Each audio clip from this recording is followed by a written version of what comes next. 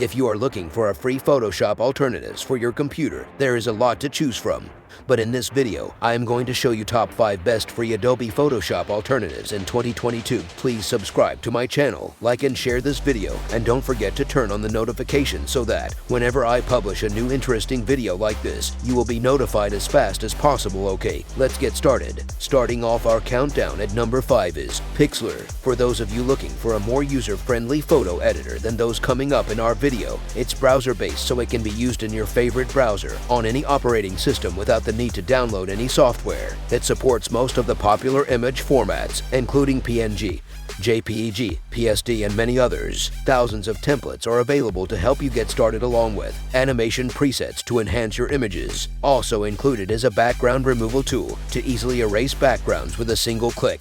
When you start out, you have the choice of using Pixlr X or Pixlr E. Pixlr X is their no-fuss editor for those of you that want to edit a photo quickly, and Pixlr is for those of you needing a larger set of tools for more detailed work. With Pixlr X to quickly edit an image, you'll find a basic set of the most used tools located along the left to add text, crop, retouch, and add filters and effects. With Pixlr on the left, you get more than double the amount of tools, including brush presets, sponge fill-in, gradient tools, color tool, along with tools to transform your image. Both Pixlr X and Pixlr E ad supported and for free includes most of the basic features that most people would ever need. For additional features and an ad-free experience, they have plans that start at around $5 per month. Coming in at number 4 is Paint.net. Its initial release was way back in 2004 as a more advanced alternative of Microsoft Paint and is still updated on a regular basis. It's improved quite a bit over the years. It includes blending and layer support, has tons of filters, special effects, a 3D rotate zoom function, and plugins created by the community can be added to enhance the functionality. The user interface is also better looking than it used to be and now has a dark theme built in. Most of the tools you would ever need are located in the toolbar on the left. In the menu bar, here at the top, you'll find additional tools and features, including effects to transform your image. Paint.net is available for Windows, only to get it completely free with the option to donate. It's available from the developer's website, which is getpaint.net. That link will be in the description.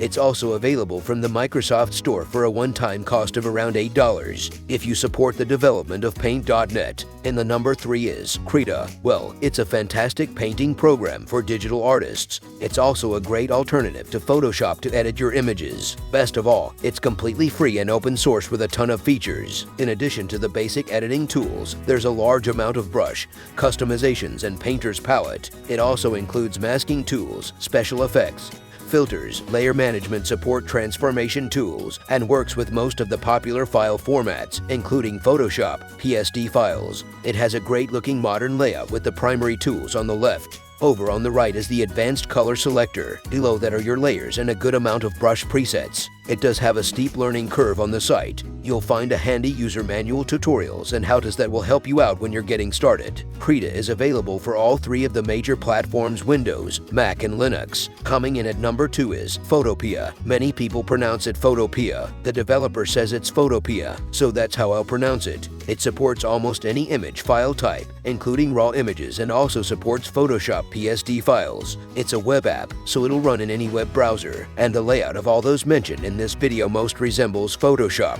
Most of the tools you'd be using are located here on the left in the upper right. If you click on Learn, it'll open a new page with tutorials that'll teach you how to use it. While Photoshop is free, with all the features included, it is ad-supported to remove the ads, get additional steps in your history, and help support the developer. You can pay as little as $333 per month. In the top spot, coming in at number 1 is GIMP. This open-source photo editing software is so powerful it could do just about anything that Photoshop can with zero cost to you. It's 100% completely free. It includes advanced filters and effects, color adjustments, the ability to work with layers, and is compatible with most image file formats, including support for Photoshop PSD files. Painting tools are also included for digital artists. Full alpha channel support makes it easy when working with transparent backgrounds, and more than 100 plugins are available to expand its capability. When you launch GIMP, you'll notice a large set of tools located in the toolbox on the left. On the right is where you can work with layers and access the brushes at the very top in the menu bar. It gives you additional tools to manipulate your image, including a good amount of filters for you to play around with,